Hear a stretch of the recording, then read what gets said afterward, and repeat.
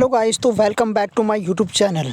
तो फ्रेंड्स, आज इस वीडियो में हम आपको साइंस से रिलेटेड कुछ ऐसे क्वेश्चंस को दिखाएंगे, आपको बताएंगे जो बहुत ही जो रेयर जो पेपर्स होते हैं आपके, चाहे आने वाले कोई भी कंपटीशन हो उसमें साइंस के जो क्वेश्चंस हैं वो 100% पूछे जाते हैं। ठीक है, यहाँ से फ्रेंड्स मैं ऐसे ही क्वेश्चन आपके लिए लाया हूँ जिनका जो उपयोग है आपको दैनिक जीवन में भी कहीं ना कहीं आपको किया जाना है, या फिर ऐसे जो भी कंपटीशन आप देना चाहते हैं तो उसमें भी 100% के साथ हर एक कंपटीशन में, चाहे कोई भी कंपटीशन हो, उसमें आएगा।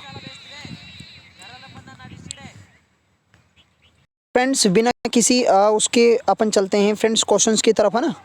फ्रेंड्स, सबसे पहला जो क्वेश्चन है आपके सामने है, यानी कि जो लेज़र किरणों के आविष्कारक हैं वो कौन है। यानी कि ये वेरी वेरी इंपॉर्टेंट जो क्वेश्चन है फ्रेंड्स, वो इसमें पूछा गया है। यानी कि आने वाले जितने भी पेपर्स हैं और प्रीवियस पेपर में भी काफ़ी बार ये पूछा गया है कि जो लेज़र किरण होती है, यानी कि लेज़र जो लाइट्स होती हैं, उनके जो आविष्कारक है, यानी कि उनका जो इन्वेंशन है उसने किसने किया था। तो आपके सामने फ्रेंड्स इसके जो ऑप्शन हैं वो आप देख सकते हैं, गैलीलियो या थाइमिनियर या टोरिसोली या फिर थियोडोर मैमेन। तो फ्रेंड्स जल्दी से जल्दी कमेंट कीजिए कि इसका जो आंसर है वो क्या आएगा। तो यहाँ पे इसका जो करेक्ट जो आंसर होगा फ्रेंड्स वो होगा थियोडोर मैमेन, यानी कि इन्होंने ही क्या किया था, इसका आविष्कार किया था। ठीक है, तो फ्रेंड्स चलते हैं नेक्स्ट क्वेश्चन की तरफ। तो यहाँ पे आप देख सकते हैं फ्रेंड्स, ये भी जो क्वेश्चन है वो काफ़ी ज़्यादा इम्पोर्टेंट है कि जो नाभिकीय रिएक्टर में मंच के रूप में किसका उपयोग किया जाता है। यानी कि जो नाभिकीय जो रिएक्टर्स होते हैं, परमाणु संलयन जो नाभिकीय भट्टी वगैरह होती है, ठीक है, उसमें इसका उपयोग मतलब किसका उपयोग किया जाता है। तो यहाँ से सबसे पहला जो है वो है साधारण जल, यानी कि जो नॉर्मल वाटर होता है इसका, या फिर भारी जल का। यानी कि इसका जो फॉर्मूला होता है फ्रेंड्स वो भी मैं आपको बता देता हूँ, भारी जल का D2O के नाम से इसका जो फॉर्मूला होता है। थर्ड है द्रव अमोनिया, यानी कि यहाँ से लिक्विड जो अमोनिया होती है वो, या फिर द्रव हाइड्रोजन, यानी कि या फिर जो लिक्विड हाइड्रोजन गैस होती है। तो फ्रेंड्स जल्दी जल्दी कमेंट बॉक्स में बताइए इसका आंसर क्या आएगा। तो फ्रेंड्स वैसे इसका जो आंसर है वो आएगा भारी जल, यानी कि जो D2O जो होता है फ्रेंड्स इसका उपयोग किया जाता है। ठीक है, तो फ्रेंड्स थर्ड क्वेश्चन आपके सामने है। यहाँ से ये जो है रिवॉल्वर के खोजकर्ता कौन है, यानी कि आप जो रिवॉल्वर जो पिस्तौल आप देखते हैं आमतौर पर, जो इसके जो खोजकर्ता हैं वो कौन है। ठीक है, तो ये जो क्वेश्चन है फ्रेंड्स ये भी काफ़ी बार आपसे पूछा जाता है कि रिवॉल्वर के जो खोजकर्ता हैं, यानी कि इसका जो इन्वेंशन है या फिर इसके जो डिस्कवरी की है वो कौन से साइंटिस्ट हैं। यानी कि सैमुअल कोल्ट हैं, या फिर फ्रैंक हिटले हैं, जे पार्किंसन हैं, या फिर जो हैरिसन हैं। तो बताओ फ्रेंड्स इसका आंसर क्या आएगा। तो फ्रेंड्स मुझे कमेंट बॉक्स में इसका आंसर भी टाइप करके बताओ कि इसका आंसर क्या आएगा। वैसे आपको मैं एक बात बता दूं कि जी इसका जो खोज करता है, यानी कि इसकी जो डिस्कवरी करी थी वो सैमुअल कोल्ट ने करी थी। तो ये फ्रेंड्स बहुत ही ज़्यादा इंपॉर्टेंट क्वेश्चन है आपके लिए, तो इसको भी आपको वेरी वेरी इंपॉर्टेंट लगा देना है। ठीक है, यहाँ पे स्टार लगाना है आपको, ये जो क्वेश्चन है वेरी वेरी इंपॉर्टेंट है। तो फ्रेंड्स चलते हैं नेक्स्ट क्वेश्चन की तरफ। यहाँ से आपके सामने जो है फ्रेंड्स नेक्स्ट क्वेश्चन आ चुका है। ठीक है, तो यानी कि ये जो क्वेश्चन है इसमें पूछा गया है कि सभी भारी रेडियो एक्टिव जो एलिमेंट होते हैं, तत्व होते हैं, अंतिम रूप में परिवर्तित होते हैं, यानी कि किस में चेंज हो जाते हैं। यानी कि जितने भी जो रेडियो जो एक्टिव जो तत्व होते हैं, एलिमेंट होते हैं, तो वो किस में चेंज हो जाते हैं। तो आपके जो ऑप्शन हैं वो हैं हाइड्रोजन, पारा, सीसा, या फिर सोने में, यानी कि जो गोल्ड होता है उसमें, या हाइड्रोजन में पारा। पारा को वैसे फ्रेंड्स इसका जो फॉर्मूला होता है वो साइंटिफिक नेम इसका है Hg से रिप्रेजेंट करते हैं। ठीक है, इसका करते हैं फ्रेंड्स, ये लेड होता है, लेड सीसा, और इसको हाइड्रोजन का आप जानते ही हो, और यहाँ से सोना जो अर्जेंटम होता है फ्रेंड्स वही वाला। ठीक है, तो फ्रेंड्स इसका आप आंसर मुझे टाइप करके बताओ कि क्या आ सकता है इसमें। तो फ्रेंड्स इसका जो आंसर आएगा वो आएगा ऑप्शन नंबर सी, यानी कि जो सीसा होता है, लेड होता है, उसका यूज़ इसमें किया जाता है। ठीक है, तो फ्रेंड्स चलते हैं नेक्स्ट क्वेश्चन की तरफ। यहाँ से आपके सामने फ्रेंड्स नेक्स्ट क्वेश्चन आ चुका है। यदि दो दर्पण के बीच का कोण 60 डिग्री हो तो आने वाले या फिर बनने वाले जो प्रतिबिंब होंगे उसकी संख्या कितनी होगी, यानी कि कितने नंबर्स में वो बनेंगे। यानी कि जो आपने दो मिरर ले लिया आपने यहाँ से, ठीक है, एक मिरर ये हो गया, एक मिरर ये हो गया, तो यहाँ से उनके जो बीच का जो एंगल है वो कितना है, 60 डिग्री यहाँ से बताया गया है। ठीक है, इनके बीच का जो एंगल है, तो यहाँ से कितने प्रतिबिंब बन सकते हैं, यानी कि उनकी जो शैडो बनेगी वो कितनी बनेगी। तो बताइए फ्रेंड्स कितनी बन सकती है। तो इसकी जो अधिकतम जो शैडोज़ हैं वो फ्रेंड्स मैं आपको बता देता हूँ, इसकी जो बनेगी वो हैं 5। कितनी बनेंगी फ्रेंड्स, 5 इसकी शेडोज़ बनेंगी, ठीक है। इसके जो प्रतिबिंब बनेंगे वो 5 ही बनेंगे।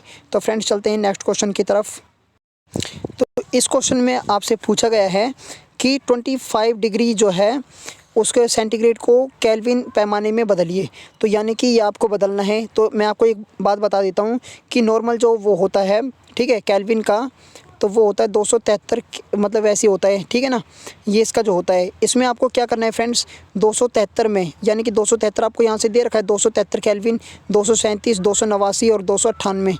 तो आपको कुछ नहीं करना है फ्रेंड्स, 25 को आपको 273 से ऐड करना है, ठीक है।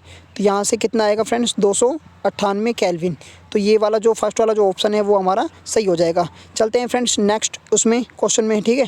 तो यहाँ से आपको बताया गया है एक कंपन में लगा समय क्या कहलाता है, यानी कि जो एक कंपन हो रहा है, ऑस्किलेशन हो रहा है, उसमें जो लगा टाइम है फ्रेंड्स वो क्या कहलाता है, आयाम एम्पलीट्यूड कहलाता है, या आवर्तकाल टाइम पीरियड कहलाता है, या तरंग दैर्ध्य, या फिर फ्रीक्वेंसी, यानी कि क्या कहलाता है। आप मुझे इसका जो आंसर है वो टाइप करके बताओ। तो फ्रेंड्स मैं आपको बता देता हूँ कि इसमें जो, तो इसका जो फ्रेंड्स आंसर आएगा वो आएगा बी, ठीक है ना। ये जो होता है वो फ्रेंड्स टाइम पीरियड कहलाता है, ठीक है, आवर्तकाल कहलाता है। तो फ्रेंड्स चलते हैं नेक्स्ट क्वेश्चन की तरफ। यानी कि ये आपसे पूछा गया है कि ऊष्मा की स्थानांतरण की दर किस विधि में अधिकतम होगी, यानी कि इसमें आपको चालन दे रखा है, संवहन दे रखा है, और यहाँ से विकिरण या फिर उपक्षवी, यानी कि जो इसका जो संवहन की जो दर है किस में अधिकतम होगी, किसकी हीट की, यानी कि यहाँ से हीट जो है वो ट्रांसफ़र होगी, और किस में सबसे ज़्यादा होगी। तो फ्रेंड्स मैं आपको इसका जो आंसर है वो बता देता हूँ। इसका जो आंसर होगा वो फ्रेंड्स ऑप्शन नंबर सी, विकिरण होगा, ठीक है। विकिरण जो विधि होती है उसमें सबसे ज़्यादा होती है इसकी, ठीक है, दर किसकी, हीट की, हीट ट्रांसफ़र की। तो नेक्स्ट क्वेश्चन जो है फ्रेंड्स हमारे सामने आ चुका है कि आयोडीन युक्त जो हार्मोन है वो कौन सा होता है, thyroxine hormone, insulin hormone, adrenaline या फिर टेस्टोस्टेरोन। तो फ्रेंड्स आपको ये जो हार्मोन्स हैं इनके जो सिम्टम्स है कहाँ पाए जाते हैं, किस में पाए जाते हैं, क्या कमी है इनकी, किसकी कमी से होते हैं, तो ये सारा कुछ आपको लर्न कर लेना है, ठीक है, तभी आपसे ये हो पाएगा। तो फ्रेंड्स यहाँ से आप मुझे इसका बता के बताओ कि इंसुलिन जो हार्मोन है कि कौन सी जो ग्लैंड है उससे स्रावित होता है, सीक्रेट होता है, ठीक है। एड्रेनलिन का भी बताओ मुझे, थायरोक्सिन का भी बताओ, टाइप कर दो, और टेस्टोस्टेरोन कहाँ से निकलता है वो भी मुझे यहाँ से बता दो। तो सबसे पहले फ्रेंड्स इसका जो आंसर होगा वो बताइए कौन सा होगा।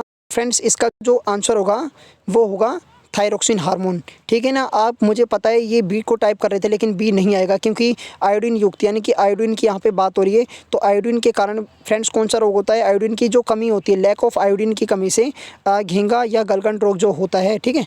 तो उसकी कमी से फ्रेंड्स जो थायरोक्सिन जो हार्मोन होता है अपने जो गले की जो ग्रंथि है वो यहाँ से फूल जाती है, ठीक है ना। तो यहाँ से नेक्स्ट क्वेश्चन चलते हैं फ्रेंड्स। ये लास्ट क्वेश्चन आपके सामने है, प्रतिरक्षा ग्रंथि किसे कहा जाता है, यानी कि अपने को इम्यूनेट करने वाली, अपने को अपनी जो प्रतिरक्षा जो तंत्र है उसको मजबूत करने वाली, या फिर प्रतिरक्षा जो इम्यूनिटी जो ग्लैंड है उसको नाम से फ्रेंड्स किसको बोला जाता है। तो आपके सामने फ्रेंड्स ये आ गया है, ए पीयूष ग्रंथि, और जो इसका बी है पीनियल ग्रंथि, सी थाइमस, और डी है पैराथायरॉयड ग्रंथि। तो फ्रेंड्स इसका जो आंसर है आप मुझे कमेंट बॉक्स में फटाफट लिख के बताओ कि इसका आंसर क्या आएगा फ्रेंड्स यहाँ से। तो फ्रेंड्स आपको मैं बता देता हूँ कि जो पीयूष ग्रंथि है इसको मास्टर ग्लैंड भी बोला जाता है। ये सभी जो जितने भी ग्लैंड्स है फ्रेंड्स उसके ऊपर क्या रखती है, नज़र रखती है। तो फ्रेंड्स इसका जो आंसर है वो भी क्या आएगा, पीयूष ग्रंथि। आई होप फ्रेंड्स कि आपने ये वीडियो का आनंद लिया होगा, और आपको ऐसे क्वेश्चन अगर चाहिए तो फ्रेंड्स मुझे कमेंट बॉक्स में नेक्स्ट वीडियो के लिए बता देना। तो thank you so much guys for watching this video. मिलते हैं नेक्स्ट एक शानदार वीडियो के साथ।